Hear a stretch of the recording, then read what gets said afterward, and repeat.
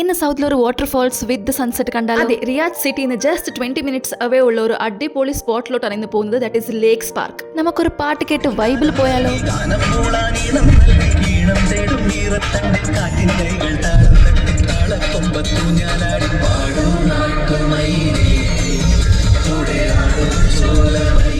ഇതാണ് lakes park with beautiful sunset wave and A small waterfall. ഇതേ കണ്ടോ എന്തൊരു ഭംഗിയുള്ള സൺസെറ്റ്. ഇവിടെ 3 to 4 PM ഉള്ളിൽ വന്നു കഴിഞ്ഞാൽ ഇന്നും ബ്രൈറ്റ് ആയിട്ട് നമുക്ക് ഈ പ്ലേസിനെ കാണാൻ പറ്റും. ഈ ലേക്കിൽ ഒരുപാട് ഫിഷുകളെ കാണാൻ പറ്റും. ഇവിടെ വരുന്ന എല്ലാ വിസിറ്റേഴ്സും ഈ ലേക്കിലുള്ള ഫിഷിന് ഫീഡ് ചെയ്യും. ബട്ട് ഇവിടെ phishing and swimming strictly prohibited ആണ്.